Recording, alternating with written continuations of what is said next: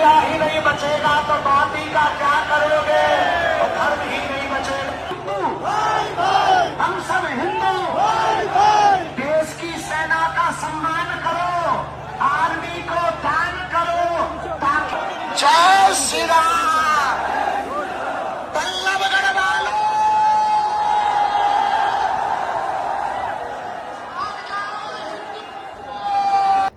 જય શ્રી રામ મિત્રો, આ વિડીયોમાં જેમ બતાવ્યું છે તેમ ધીરેન્દ્ર શાસ્ત્રી જે હિન્દુઓને એક કરવા માટે યાત્રા નીકાળી છે અને એ યાત્રા દિલ્હીથી વૃંદાવનમાં છે. ખૂબ જ વિખ્યાત નામ હોય તેવા શાસ્ત્રીઓ પણ આમાં જોડાયેલા છે. હિન્દુઓ એક થઈ જાઓ એના માટે આ યાત્રા નીકાળી છે. આમ તમને ખબર હોય તો ધીરેન્દ્ર શાસ્ત્રી ખૂબ જ મોટા એવા જ્ઞાની અને ધર્મપ્રેમી છે અને હિન્દુ રાષ્ટ્ર બનાવવા માટે ખૂબ જ વધારે મહેનત કરી રહ્યા છે. બોલિવૂડ એક્ટર એવા સંજય દત્ત પણ આમાં જોડાયેલા છે.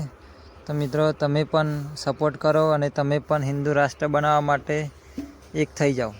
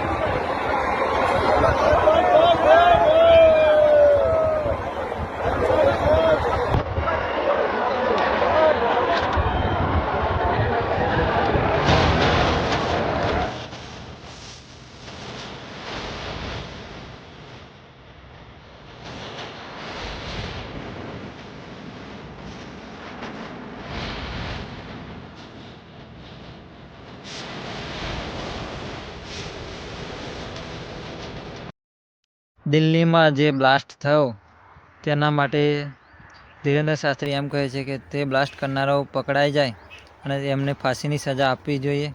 અને આમ આપણા દેશને આતંકવાદીઓ હેરાન કરી રહ્યા છે. તો મિત્રો, તમે પણ આજુબાજુ ચેક કરતા રહેજો.